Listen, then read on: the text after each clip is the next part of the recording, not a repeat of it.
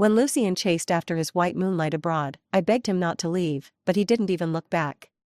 A year later, I got married, and Lucien flew back.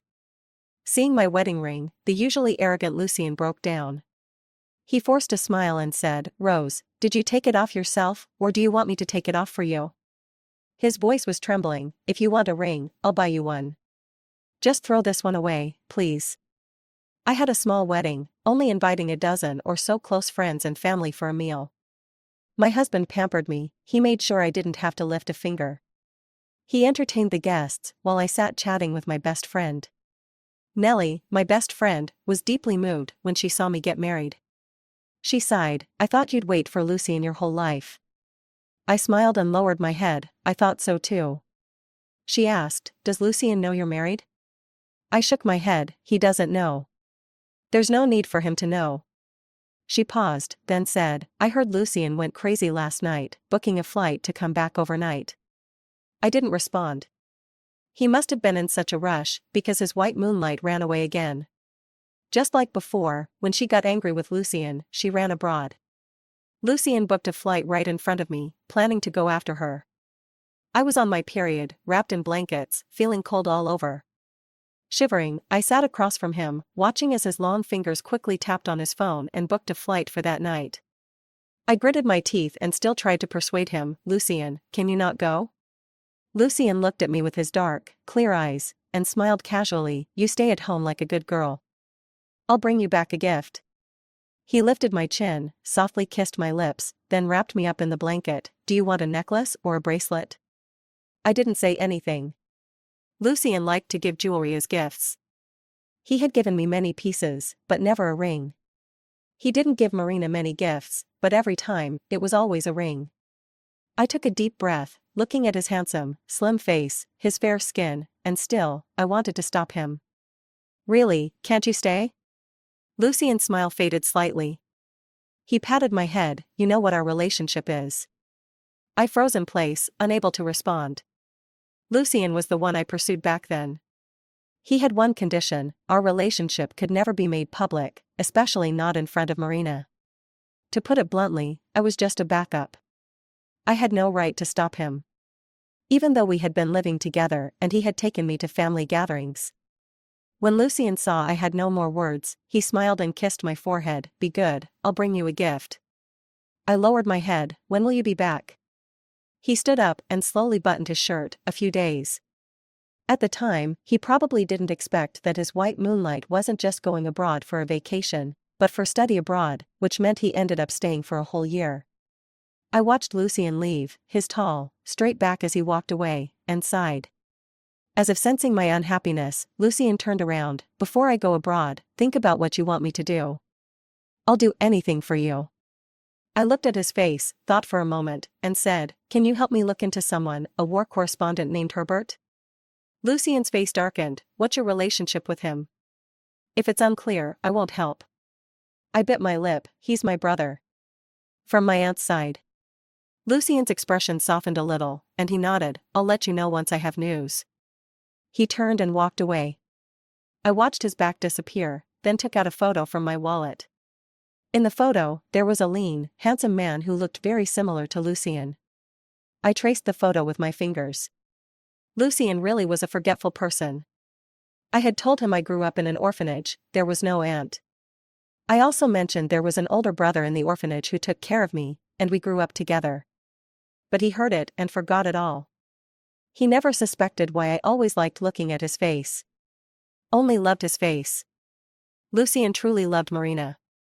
Even though Marina had been indecisive for all these years, never willing to settle down. He loved her unconditionally. And I really did love Lucien. That face of his. The face that resembled Herbert's. I had always been grateful to Lucien. He saved me from danger. When I met him, I had already lost touch with Herbert for 3 years. Everyone said Herbert was gone. I became a walking corpse, without any vitality. Then I saw Lucien, a junior by 1 year. When I saw his face, so much like Herbert's, I cried. I did everything I could to get close to Lucien, treating him well without any conditions. Everyone knew I was Lucien's shadow, carrying his bag, holding his coat, buying things, delivering messages when he and Marina argued, and helping him home when he was drunk. Maybe I was so good to him that he couldn't ignore me anymore. So, on one drunken night after an argument with Marina, he pulled me into his arms. "Do you like me?" I looked at his lean, handsome face and nodded. From that day on, I became Lucien's secret girlfriend. If being a backup could be called a girlfriend. I was with him for years. Lucien and Marina didn't end up together, but we lived together. Sometimes, Lucien would hug me and sigh, "Rose, you're the best woman for me. You don't even care about my money." I laughed. "If you want to give it to me, I wouldn't refuse." "But you don't spend my money," Lucien said, his sharp, dark eyes fixed on me. "You don't wear the jewelry I buy, and you don't force me to make our relationship public." He said, "Sometimes I even feel like you're treating me as a backup too." I tapped his nose, laughing as I buried my face in his chest. Whether I was a backup or not didn't matter. We'd been through 6 years together. Those 6 years meant a lot to me. But Lucien didn't think so. He still loved Marina so much. If Marina called him in the middle of the night, drunk, Lucien would immediately get dressed and go to pick her up. Before, Lucien would just leave without explaining anything. But later, he started explaining himself, his face betraying a hint of guilt. I thought that meant something had changed for me in his heart. But I was wrong. He still chased after Marina abroad, not giving me any chance to keep him. And he was gone for a year. Lucien actually came back once during that time. He was drunk and asked me to pick him up. When I arrived at the nightclub, he was sitting in a private room, video calling Marina. When he saw me, he waved, "Rose, come here." He made me appear on camera for Marina. "Let me introduce you. This is my girlfriend of 6 years, Rose." Marina remained indifferent. But she glanced at me, her eyes lingering on my face for a few seconds. Then she smiled. "Lucien, have you changed your mind?" Lucien smiled too. "Yeah. I'm leaving my gentle, virtuous wife behind. Why would I keep sticking to you, getting cold shoulders?" Marina asked how long we had been together. I answered honestly, 6 years. Marina ended the video call. The always proud Marina didn't even say goodbye. Lucien wrapped his arm around me, but then froze. That night, Lucien had been holding me as we slept. In the middle of the night, he got a call, and when he came back, he held me, kissing me non-stop, not sleeping all night, just staring at me. By morning, his voice was hoarse. "Rose, we've come to the end." I didn't sleep either. I had already guessed. I had heard Lucien take that call. Marina casually asked him to break up with me, and promised that if he did, she would immediately get back together with him. I knew I wasn't as important to Lucien as Marina was. I nodded, not wanting things to get ugly. I turned away and wiped my eyes. Lucien held me from behind, tight enough that I could barely breathe. He whispered in my ear, "Your aunt's son. I have news. He didn't die. He's just lost his memory and is abroad." I froze all over. I turned around. "Can you bring him back?" Lucien kissed my lips one last time. "I can. It's what I owe you." The next day, he flew off to be with Marina. And then, a few days later, I saw Herbert. He was being treated by the best doctors at the best hospital in the country. His memory came back quickly, and he remembered me. Herbert had been injured and lost his memory while saving a child in a bombed area. After I woke up, the first thing he did was hug me. His gentle voice echoed in my ear, "These 10 years that I've been gone, I'm sorry you had to suffer." Tears immediately welled up in my eyes. My heart, so empty before, quietly filled up at this moment. Herbert and I had missed each other for 10 years, and neither of us wanted to waste another decade. We quickly got engaged. Herbert also asked me if I had fallen in love with someone else during those 10 years. Even if I had, he told me not to make any hasty decisions that I might regret. Lucien's face flashed vaguely in my mind. But it disappeared just as quickly. I shook my head and smiled, saying I hadn't. I traced the scar on Herbert's body, the one he got while rescuing children in a war zone, and repeated, "I haven't." Before Herbert asked, I had dreamed several times, and in every dream, Lucien appeared. In my dreams, Lucien would look at me with a mocking smile, telling me not to get the wrong idea. It still left a sour feeling in my heart. But time passed, and I stopped dreaming of Lucien. Those 6 years seemed to have blown away like the wind. Sometimes, my best friend Nellie would ask if I ever thought about Lucien. I'd stay silent for a few seconds, then shake my head. I hope he and Marina are doing well together, I said. It's best if we both forget each other. At least, I had truly left him behind, forgotten in my mind. But a few days later, while Herbert and I were having dinner, we ran into one of Lucien's classmates. He came over from a distance to greet me. "You're back in the country and didn't contact me." He walked a few steps, then stopped, staring at Herbert in shock. Herbert and Lucien looked alike, but Herbert had a scar on his forehead from the war zone. Their temperaments were completely different. Herbert didn't have that carefree, spoiled air that Lucien did. Instead, he was calm and steady. The classmate stared at Herbert, then turned back to me with a confused expression. "Rose, this." He paused, then asked, "Did you cheat on him?" I shook my head. "We broke up." The classmate looked even more surprised. "Lucien said you were still waiting obediently for him." I interrupted him. "This is my fiancé. We're getting married soon." He was stunned. He looked at the way Herbert and I were holding hands tightly, then turned and walked away in a hurry, dialing a number as he went. I raised my head to explain to Herbert, but before I could speak, he smiled and said, "It's all in the past, why bring it up?" He adjusted my hair. "I couldn't expect you to wait for me 10 years just because I disappeared for 10 years. I felt a lump in my throat, suddenly overwhelmed by a sense of grievance. The first 3 years, when I couldn't find Herbert, I clung to my phone, waiting for his call. I never turned it off, and whenever an unknown number called, my heart would race. In the first year, I kept hoping someone would call to tell me Herbert was just injured and would return soon. In the second year, I just wanted to hear someone say that Herbert was still alive.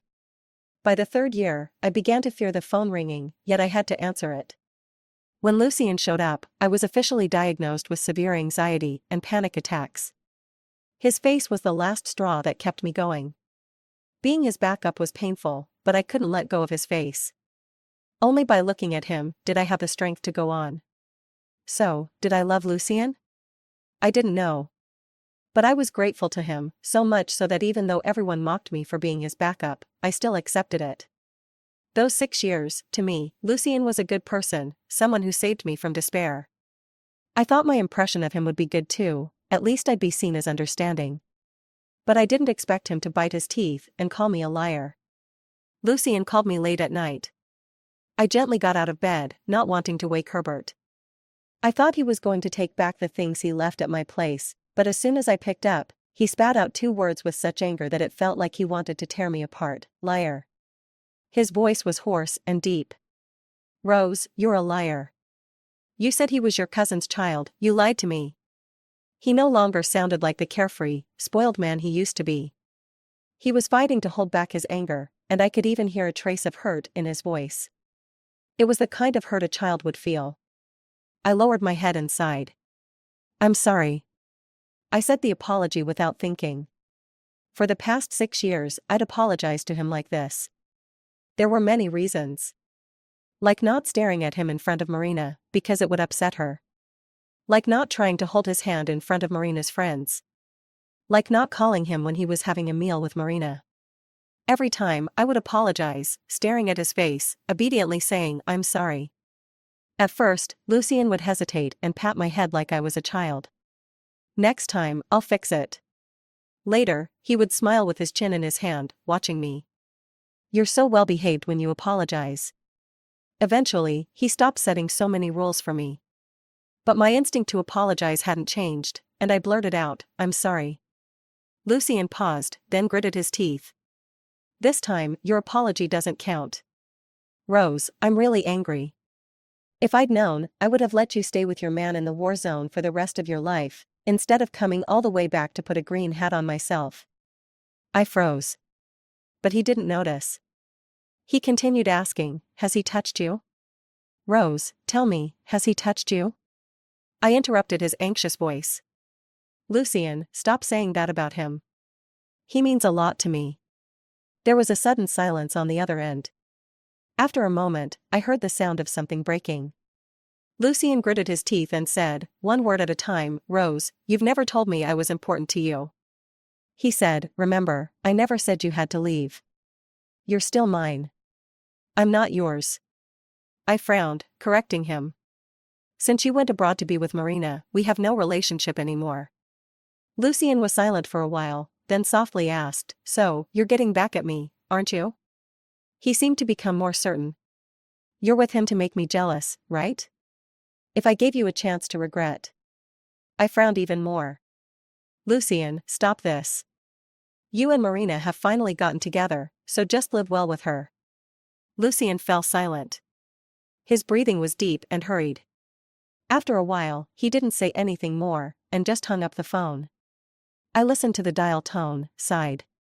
Lucien hadn't changed. As soon as Marina was mentioned, his rationality returned. In the past, when he was drunk, he would call me in the middle of the night, asking me to pick him up. I'd rush out in my pajamas and a coat, waiting for him at the bar entrance. In the cold weather, my hands were numb from the chill, but he refused to go back. His friends were helpless, apologizing to me before sending a video to Marina. I'll show Marina how ridiculous he looks. Lucien suddenly stood up straight, as sober as if he had never drunk. He opened the car door and sat down. His friend and I stood outside, staring at each other. His friend looked at me with embarrassment and sympathy. Sorry, I really can't do anything. Only Marina can get him to behave. I shook my head. It's okay, I don't mind. That night, I made a hangover remedy for Lucien and stayed up all night taking care of him. And he kept calling out for Marina, all night long. A voice in my head kept asking me, Rose, you really don't mind? Then why are your hands so cold? I sighed, forcing myself to pull away from the memories, not thinking about it anymore. I looked around the bedroom. The man I loved the most was here. What happened before didn't matter. The important thing was, now, I didn't mind anymore. Herbert and I started preparing for the wedding. I went to try on wedding dresses, and had to ignore several phone calls from Lucien. But the phone kept buzzing. It was all messages from Lucien.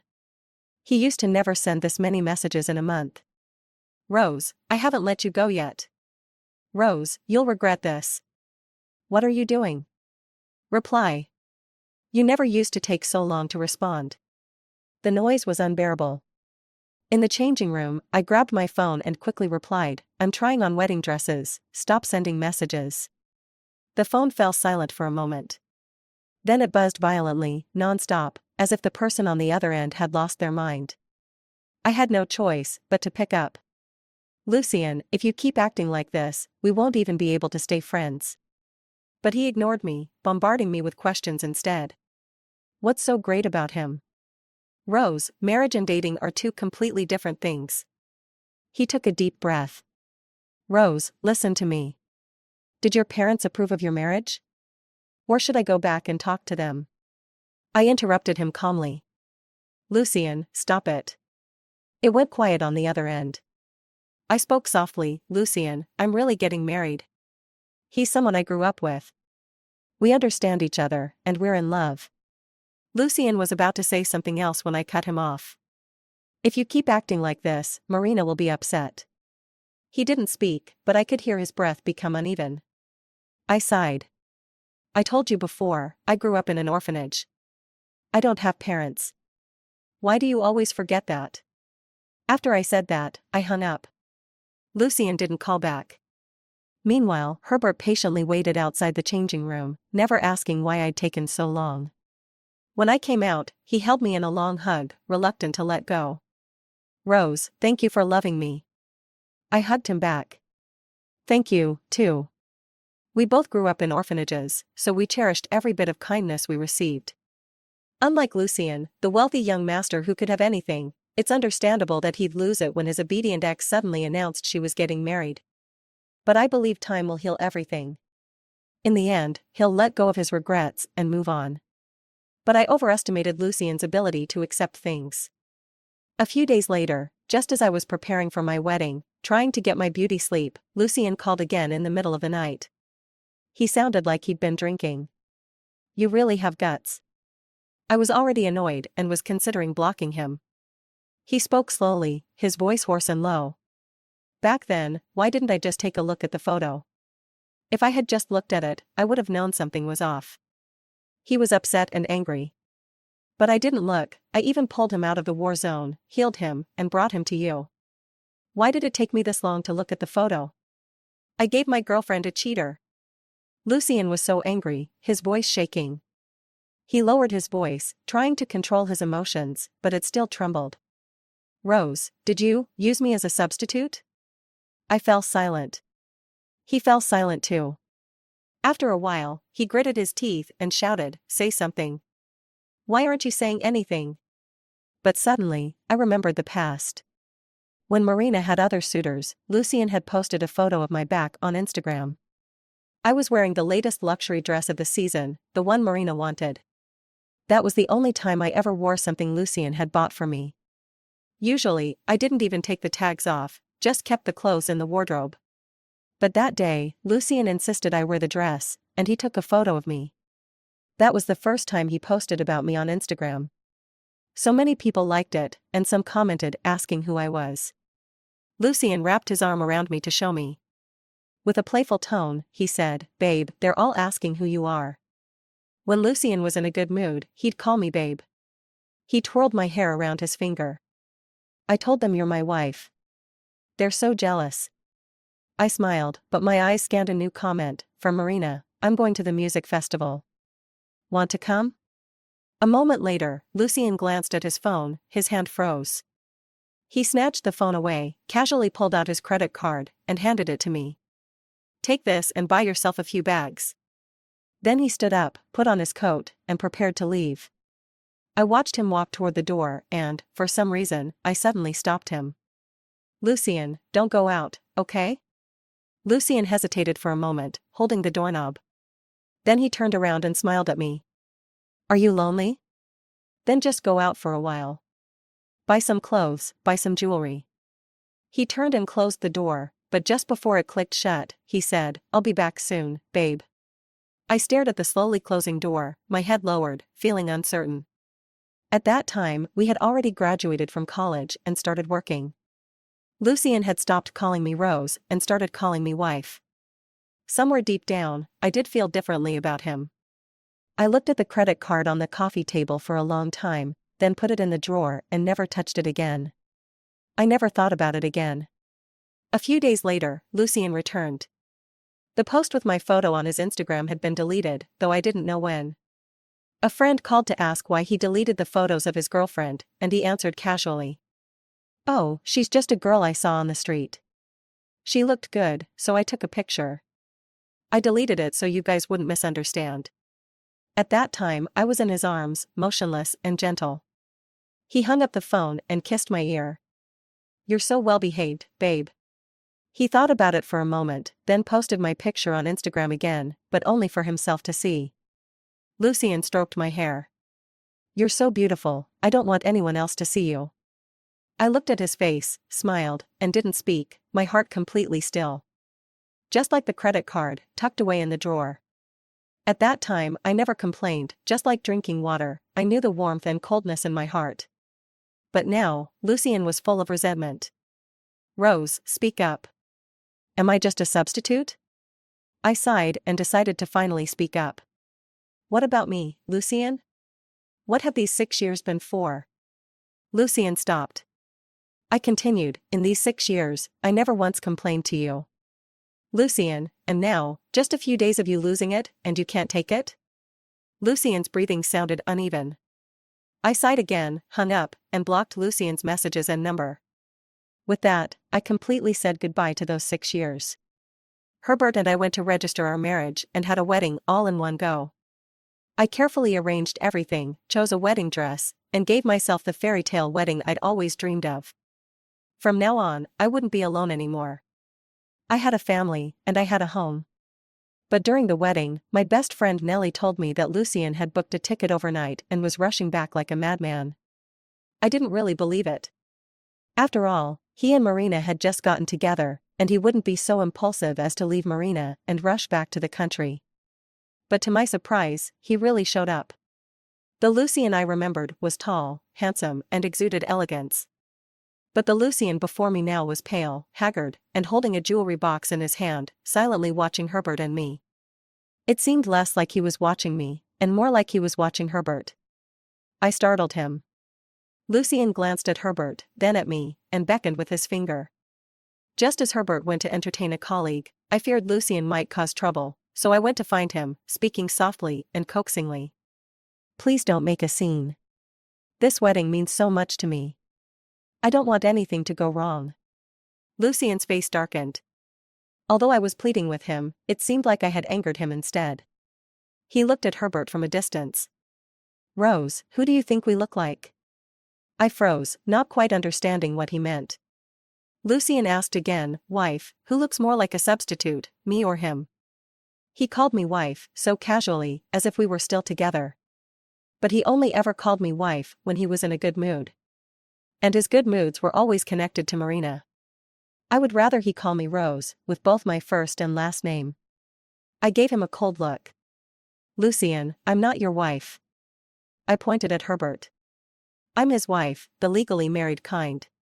Lucien stared at me without saying a word, his face turning dark. I immediately regretted speaking like that. He came from an aristocratic family, and having someone talk back to him like this, who knew if he'd act impulsively? I froze in place, trying to figure out how to get rid of this troublemaker, but then I heard Herbert calling me. I was filled with anxiety, though I didn't dare show it. All I could think about was Lucien's cold expression and the unpredictable future of my wedding. Herbert, as though seeing nothing amiss, pulled me into his arms and gently reassured me, "Don't run off. You'll get lost." He patted my shoulder. "Don't be scared. I'm here." I leaned against Herbert's chest, listening to his steady heartbeat. My anxiety seemed to vanish, and I smiled, nodding. Herbert lowered his head and kissed my lips, a brief peck that I immediately returned, wrapping my arms around him. As long as Herbert was here, what did it matter if the wedding went smoothly or not? With Herbert by my side, I was afraid of nothing. I kissed him deeply, pouring all my feelings into it. When the kiss ended, I realized Lucien was gone. There was no scene as I had expected. He had quietly left. Nellie later said that Lucien had hurried away, looking like he was fleeing from some wild animal. Then, a message popped up on my phone from an unfamiliar number. "You've never smiled at me like that." Nellie, still beside me, was gesturing with her hands. "Lucien looks like he's been triggered. I've never seen him so disheveled. He even stumbled a little. What happened to him?" I shook my head, not saying anything, linking my arm with Herbert's and refusing to let go. We had relied on each other when we were young, shared our hearts in adolescence, and now, we were finally together as a couple. What happened to anyone else didn't matter. What mattered was, I was with the person I loved. When Lucien left, he had Nellie bring me the ring. Nellie sneered. Now he remembers to buy a ring. What was he doing before? Nellie really didn't like Lucien. She had always disapproved of me being with him, frustrated by how I couldn't see through him, but she was powerless to change it. Lucien had always been generous with me, sending necklaces, bracelets, earrings, and brooches, each different from the last. But there was never a ring. One time, during dinner, Nellie jokingly asked Lucien when he was going to give me a ring. Lucien made a phone call, and before long, a driver arrived with an emerald necklace. Nellie was so furious that her hand was shaking. I said, "A ring? Rose has been with you for years, doesn't she deserve a ring?" Lucien casually draped his hand over my chair, his body language oozing ownership. He leaned back nonchalantly, looking like he didn't care at all. "She'll have it eventually. What are you so anxious about?" He lifted my chin and smiled at me, promising, "In 10 years, I'll give you a ring." I lowered my head, smiling quietly, without responding. I suddenly missed Herbert. Herbert wouldn't make promises with a flippant smile. No matter how similar their faces were, they were not the same person. After that dinner, I tried to distance myself from Lucien. I ignored his calls, didn't reply to his texts, changed my door code, and stopped visiting him. But a few days later, Lucien had a flare-up of his stomach problems and sent me a video. His face was pale and haggard. I suddenly remembered how Herbert had looked just before he went missing in the war zone. Was he also this exhausted? I couldn't control myself. Despite Nellie's disapproving glare, I still went to see Lucien. His apartment was littered with empty bottles. I didn't know how much he'd drunk while I'd been avoiding him. I sighed and began cleaning up, making porridge, washing clothes, peeling apples, taking care of him until he felt better. Lucien grabbed my hand. "Don't avoid me. Rose, I didn't lie to you. I'll buy you a ring within 10 years. He gestured, a big diamond, like this. I smiled. Then why not now? Lucien went silent. After a long pause, he said softly, right now, I have an obsession to deal with. He pulled me into his arms and held me close, his heartbeat quickening. Rose, I'm not lying. Wait for me 10 years. I looked at his face, but said nothing. Lucien pulled me even closer, like he was afraid I might run away. We've agreed, 10 years. I rested my head against his strong chest, listening to his heartbeat. The heartbeat never lies. 10 years later, on our wedding night, Herbert and I barely slept. The next morning, I went downstairs to dump the used little umbrellas while Herbert was still asleep, my face flushed with embarrassment. As soon as I stepped down, I saw Lucien. He was standing by his Ferrari, his chin covered in stubble, his eyes bloodshot, and cigarette butts scattered all over the ground. I didn't know how many cigarettes he'd smoked. He glanced at the transparent trash bag in my hand, then turned his face away, not wanting to look. His voice was hoarse beyond belief. Rose, I waited all night, watching the lights go off in your room. All the pride had drained from him. His gaze avoided the trash bag, but it couldn't avoid the red marks on my neck. The once proud young master, now staring at my neck like he had lost something precious, his eyes reddening. His voice cracked with desperation. Rose, I'm sick. I feel terrible. In the past, when he said that, I would drop everything to take care of him. I would cook for him, peel apples, feed him medicine, take his temperature. But now, all I could say was, buy some medicine and take it. Lucien staggered a little, his eyes reddening even more. Lucien's family was wealthy, and to protect him from kidnapping, they had trained him in martial arts since he was a child. He was tough, used to pain, and proud of it. But now, one tear fell from his eye, and he didn't even wipe it away, just staring at me. Rose, actually, when I saw you smile at Herbert, I thought about a lot of things. I could treat you like that too. He closed his eyes, gritted his teeth, as if struggling to say something difficult. Even if I'm a stand-in. Isn't a stand-in allowed to be promoted? Rose, I can't accept you being with someone else. I was a little speechless, and I shook my right hand. On my finger was a wedding ring. The diamond wasn't big, but I had carefully designed and custom-made it. Lucien's face turned even paler. Rose, take it off. Will you take it off, or should I help you? He pleaded hoarsely, if you want a ring, I'll buy you one, no matter the size. Just throw it away. Please, Rose. I shook my head. I can't. Lucien, this is my wedding ring. I looked down at it. Herbert gave it to me. I love it. Lucien choked up. Don't say that, Rose. It's really hurting me. I sighed. I didn't harbor any resentment toward Lucien, after all, it was that face that had helped me get through the hardest time in my life. I wanted Lucien to let go of the past and look forward. I was considering how to comfort him, but when I looked up, I was surprised to see someone. Marina had arrived. She, who was always so elegant and beautiful, now had a terribly bad complexion. She looked at me in disbelief, then at Lucien. Lucien, I didn't believe what others told me, but now I see it. You broke up with me in the middle of the night, booked a flight to go back to your country, all this for her? She glanced at my wedding ring, as if insulted. She's so plain-looking, and she's married. You broke up with me for her? Marina looked furious. In the past, when Marina said something like this, Lucien would cross half the world to chase after her. But now, he didn't even look at her. He just spoke to me, as if she didn't exist. Rose, I can't live without you, really. I haven't slept in days. He looked utterly haggard. Will you come back, Rose? Baby, I'll change. I'll change everything. I won't look at another woman again. His voice was hoarse, almost unrecognizable.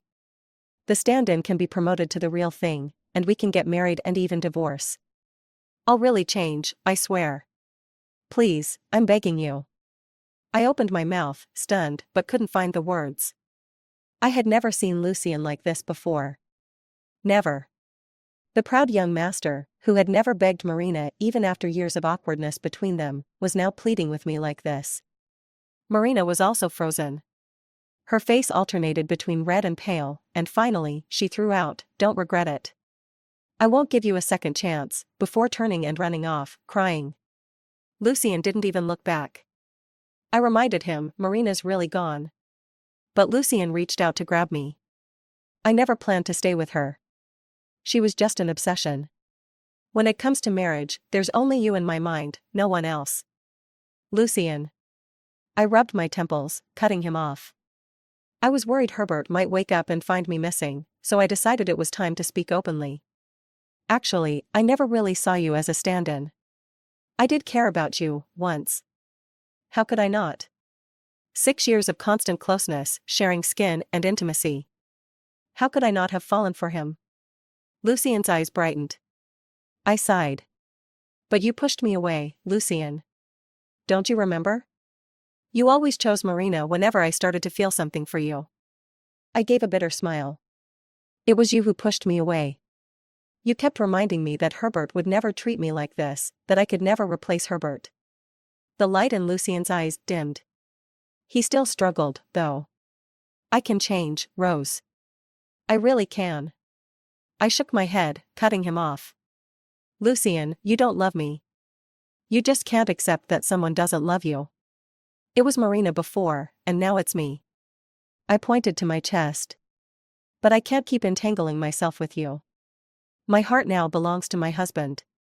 There's no place for you here anymore." The last flicker of light in Lucien's eyes vanished. I didn't say another word. I just walked past him and went home.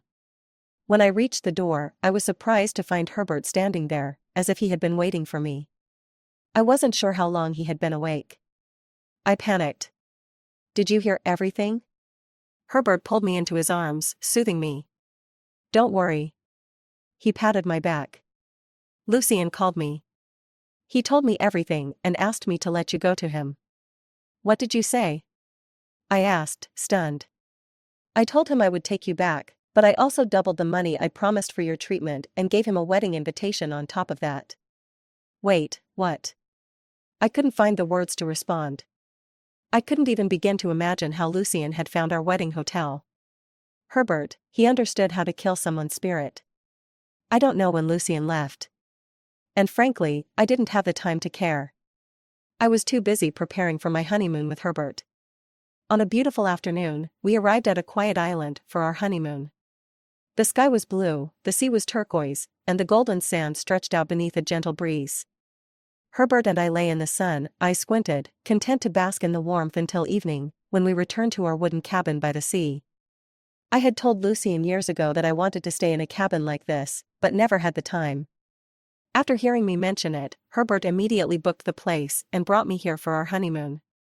I stood by the window, hoping to see the ocean at night, but as I looked out, I saw a familiar figure sitting on the beach next door, drinking beer. Lucien, all alone, surrounded by empty bottles. I pursed my lips, closed the window, and before I could draw the curtain, Herbert came over, hugging me and kissing me. Out of the corner of my eye, I saw Lucien's lonely figure on the beach, drinking away, while Herbert led me to the bedroom. The next morning, I woke up for a drink of water and was startled to see Lucien still on the beach, unmoving. I rushed out, crouching beside him to check for signs of life. Thank God, he was breathing. I sighed in relief, about to leave when Lucien suddenly grabbed my wrist and opened his eyes. Once proud and confident, his eyes now looked blurry with alcohol, filled with sadness and helplessness, staring at me in the soft morning sunlight. In a hoarse voice, he pleaded, "Rose, can I hold you just once more? Just one last time. Please." I shook my head, pulling my hand away as I stood up. "I'm married now, Lucien." Lucien, deeply intoxicated, half sobbed, half laughed. His voice mingled with the sound of the rising waves. "But I won't let you go, Rose. It's not that I can't have you. It's that I loved you without even realizing it. Rose, baby, give me one more chance. I swear I'll cherish you for the rest of my life. I froze, then turned around and walked back. This kind of entanglement couldn't continue. I needed to put an end to it. I walked back, and Lucien seemed to think there was hope. He looked up at me with eager anticipation. I lowered my head, took out my phone, and silently held it up in front of his eyes. It was a photo of a pregnancy test, 2 lines. "I'm pregnant, Lucien." Lucien froze. After a few seconds, he violently pushed my phone away, as though it were a poisonous snake, refusing to even glance at it. Not a single word escaped his lips. I stood up, looking down at him, and returned the words he had once said when we broke up, word for word. "We've come to an end." With that, I turned and walked back to the cabin. Behind me, there was only silence. Later, I completely forgot about Lucien.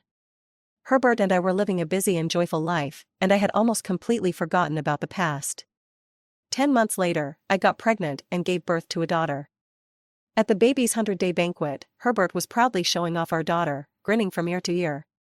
I sat off to the side, watching Herbert with our daughter, and felt warmth spread through my heart. A server from the banquet hall ran over and handed me a delicate gift box. "Excuse me, ma'am, this was just delivered by a gentleman who asked me to give it to you." Thinking it might be a gift from one of Herbert's friends for the baby's 100-day celebration, I thanked the server and took the box. I opened it to see what was inside. Inside were 2 items. One was a gold pendant, shining brightly. The other was a huge pigeon egg-sized ring. The ring looked very familiar to me. Nellie leaned over to take a look and exclaimed, "Isn't this the ring Lucien gave you when you got married? He asked me to give it to you. Do you want me to return it to him?" I froze, unsure of how to respond. After a moment, I snapped out of it and grabbed the gift box, rushing out after him, but I was still a step too late. I saw Lucien's tall, slender figure getting into his familiar sports car, and the engine roared as he drove off. Nellie followed me outside and sighed, "If he'd done this sooner, you two wouldn't have." I shook my head and smiled. "What are you talking about? There's no such thing as what if. What's missed is missed. There are no what ifs, and there's no going back." I returned to the banquet hall, looking at my husband and daughter, feeling even more grateful for them. Herbert came over, hugged me, and asked, "Is there something on my face? Why do you keep staring at me?" I shook my head and leaned into his embrace. "I'm just grateful I didn't miss out on you. I didn't miss out on my true happiness. And,